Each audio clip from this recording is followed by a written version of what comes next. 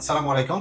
Professor doctor Nasiruddin কাজল। এখন কথা বলবো অ্যাজোস্পার্মিয়া নিয়ে। অর্থাৎ কমনলি রোগীদের মধ্যে এটা পাওয়া যায়, খুব পাওয়া যায় তাও না, কিন্তু প্রচুর রোগীরই এটা পাওয়া যায়। অ্যাজোস্পার্মিয়া কি জিনিস? যখন তার সিমেনে মানে বীর্যতে শুক্রাণু থাকে না, একদমই থাকবে না, সেটাকে বলা হয় অ্যাজোস্পার্মিয়া। এটা কি জিনিস আমরা জানলাম কেন হয়, অনেক কারণ আছে, বাট মোটা দাগে যেটা, কারো যদি অন্ডকোষ দুটো যদি এটা তৈরি করতে ফেল করে, যে ওখানে তৈরি হয় না, অথবা হয়তো কারো ওখানে তৈরি হয় সেটা বীর্যের সাথে আসে না, অর্থাৎ পথে কোথাও ব্লক আছে, এই দুটো জিনিসের কারণেই সাধারণত দেখা যাবে অ্যাজোস্পার্মিয়া হয়।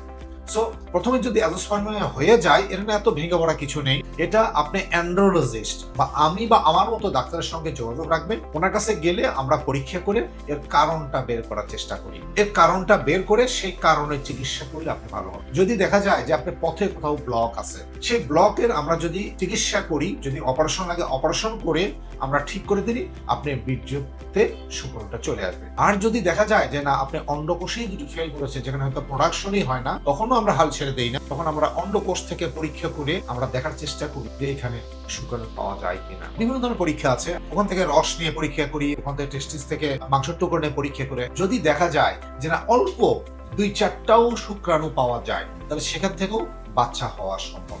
হয়তো আমাদের অন্য কোনো টেকনিকে করতে হয়। সো একভাবে বলতে গেলে অ্যাজোস্পার্মিয়া হলেই এত ঘাবড়ানো কিছু নেই, ভেঙে পড়া কিছু নেই। এই রোগীগুলোকে দেখে ওর কারণটা বের করে সেই কারণে চিকিৎসা করলে ভালো থাকবে। ধন্যবাদ।